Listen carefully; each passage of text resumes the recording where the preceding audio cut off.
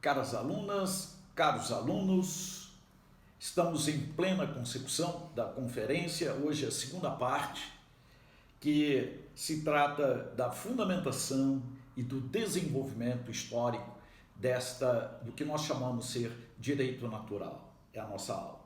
Estamos em Oxford, a primeira digamos assim, a primeira sede do conhecimento, do grande conhecimento da humanidade, e aí nos encontramos com o brasão da Universidade de Oxford, 3 letras, Dominus Illuminatio Mea, 3 letras que estão impressas em tudo, absolutamente em tudo, nesta universidade. Em qualquer livro científico, em qualquer livro de física, em qualquer livro de química, em qualquer livro de biologia, impresso pela editora da Universidade de Oxford, vocês verão Dominus Illuminatio Mea no brasão da universidade. Um brasão medieval e um brasão que expressa esta realidade profunda da intensidade, justamente, do ser como fundamento, de Deus como fundamento do ser, princípio não principiado e que vai se estruturar assim. Uma universidade que se estruturou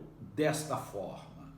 Esta é, digamos assim, a face da Universidade de Oxford. Vamos lá. Dominus Illuminatio Mea et Salus Mea, quem timebo. Este é o período inteiro. O Senhor é minha luz e minha salvação. A quem temerei? Trata-se do primeiro versículo do Salmo 26, na versão de Jerônimo, ou seja, na Vulgata latina do século IV. Jerônimo traduziu a Bíblia para o latim no século IV e esta é, digamos assim, este é o primeiro versículo do Salmo 26. O Senhor é minha luz. O que quer dizer isso? Isto quer dizer que a fé em Deus, ou melhor, o Deus pressuposto no ser, é luz. É luz para o homem que também no ser se encontra. Mas em que sentido? Será que o homem medieval via diferentemente um vírus? Estamos aí dentro da importância fundamental do vírus na vida dos homens, Covid-19. Ele veria esta diferença, haveria um modo de ver diferente entre o biólogo no seu microscópio eletrônico e o homem que vê a realidade através da fé? Será que, por exemplo, a fé em Deus altera de algum modo a visão que o homem tem do vírus HIV ou do Covid-19? Sabe-se pelo princípio da analogia, e venho aqui a analogia antes, que tudo o que existe guarda uma relação com Deus e com o ser. Na proporção de criador-criatura. Na Idade Média, se acredita que tudo foi criado por Deus. É assim que se pensa. Mas que significado terá ver uma coisa em termos de coisa criada?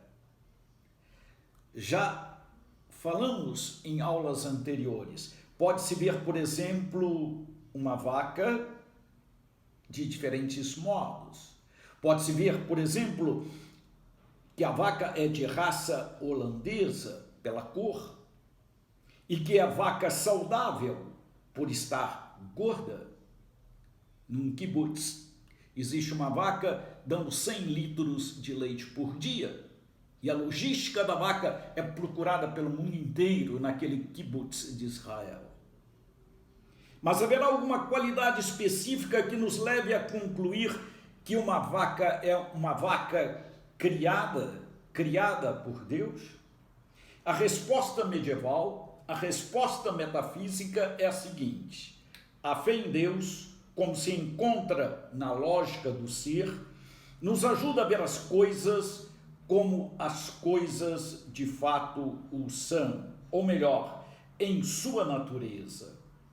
Por conseguinte, na sua verdade.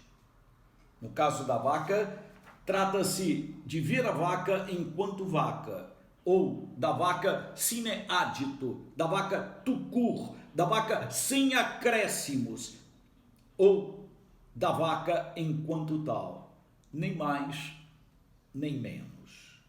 Assim, a vaca na Idade Média não é um bezerro de ouro, perante o qual nos devamos inclinar para adorar. E há formas diferenciadas de se inclinar diante de um bezerro de ouro. A vaca não é uma deusa. A vaca não é uma Ísis egípcia. Não é um pedaço de carne ambulante que vira depois boi gordo. Não é um pedaço de carne ambulante, nem uma máquina de produzir leite, de uma cabeça abatida que só renderá dividendos ou lucro para aqueles que a exploram. Na Idade Média, a vaca simplesmente é vaca. Este é o modo natural de conhecer. Este é o modo natural de viver. Viver com as coisas, entre as coisas, como elas o são verdadeiramente. À luz de Deus, comprometido com o ser, vemos as coisas como estas simplesmente são. Em outras palavras, como verdadeiramente são. No mesmo Salmo 26, a Bíblia Vulgata nos mostra o lema de Oxford. O oposto à fé verdadeira não é a descrença, não é a falta de fé, mas a idolatria.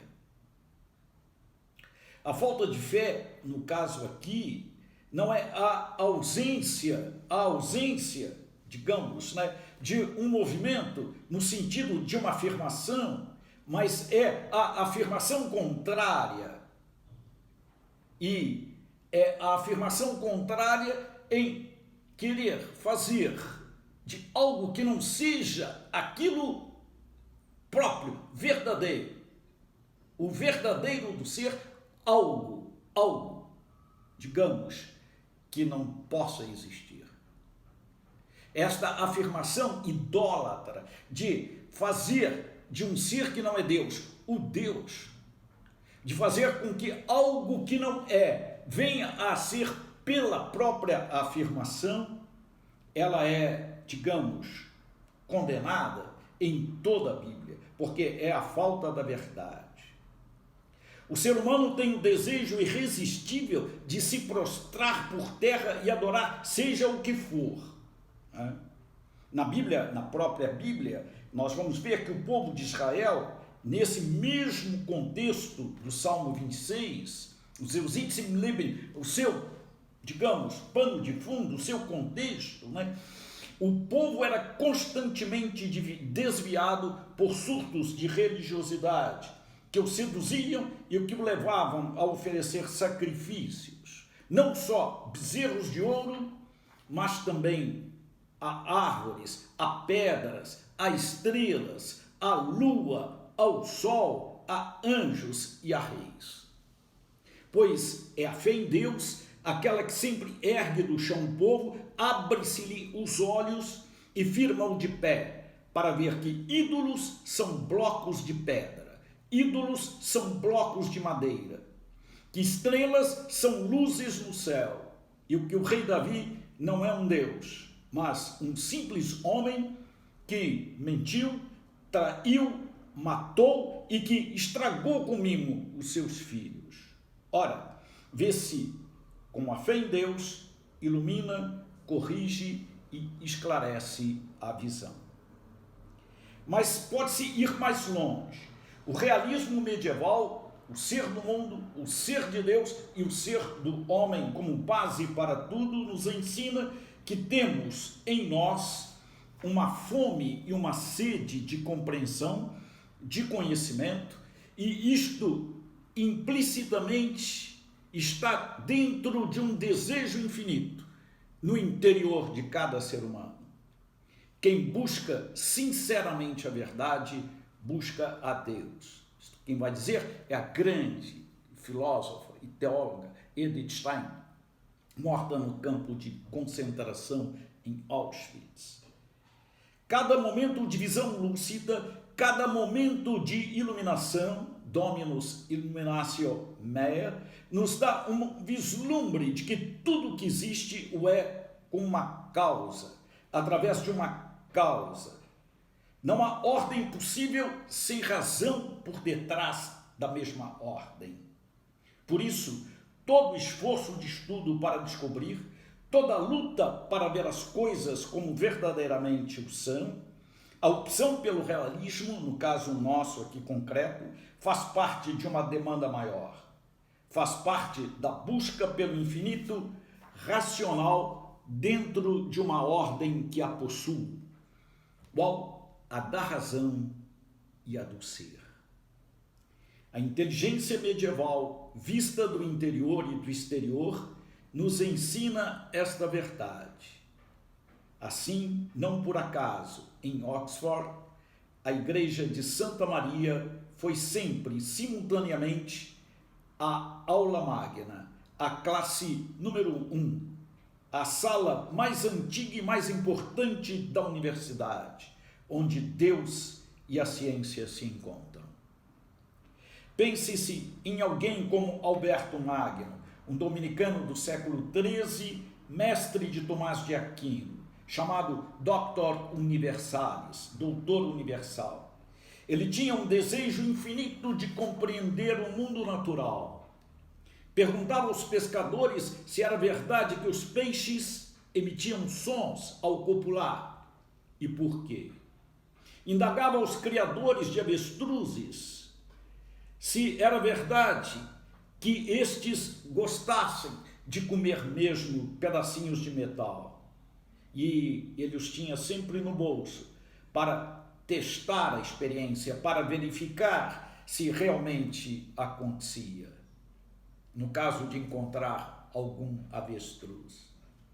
Esta é a perspectiva, este é, digamos assim, o envio, o desejo de se verificar uma hipótese, está na interioridade de cada um de nós. Suas indagações eram às vezes de ordem fisiológica, porque a urina muda de cor quando o ser humano jejua. Para os medievais, isto era importante, pois estas são questões medievais que não se nos apresentam como relevantes ou urgentes no dia de hoje. Importa aqui para nós o fato do mundo medieval ser um mundo de questionamento. Um mundo de questionamento, e do ponto de vista do questionamento ele permanece, ele continua. E, sobretudo, importa o fato deste questionamento fazer parte de uma busca, de uma demanda de Deus.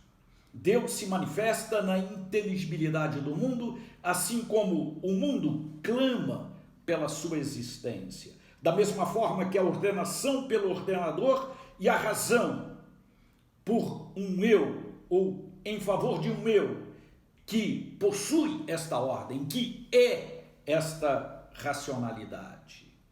Na Idade Média, Deus se revela na inteligibilidade das coisas e no mistério de nossa capacidade para entendê-las. A moral natural, o direito natural pode então argumentar, pode então se expressar através desta inteligibilidade, desta razoabilidade, desta racionalidade que sou eu. E tem sentido para falar hoje dentro de um modo que vai muito além, que vai infinitamente além dos questionamentos medievais, no sentido da verdade, não no da falsidade, no sentido de uma fé que professa a verdade, não no sentido de uma fé idólatra. A universidade com síntese que gerou o direito natural não é mais a nossa. Não é mais a nossa. Estamos no século XXI. Mas ela tem muito a nos dizer. Ela tem muito a nos falar. Gostaria de interromper aqui, neste momento, e vamos, na próxima vez, na próxima aula, a última do nosso curso, tentar mostrar como a Universidade Medieval, a Universidade de Oxford medieval e a universidade que não é medieval, a nossa universidade, como elas podem se encontrar, como elas podem se resumir, como elas podem se entender através do grande fundamento, dos grandes fundamentos e de um grande legado. Este legado que é o brasão da Universidade de Oxford. Deus Illuminatio Mea. Deus Dominus Illuminatio Mea. O Senhor é minha luz.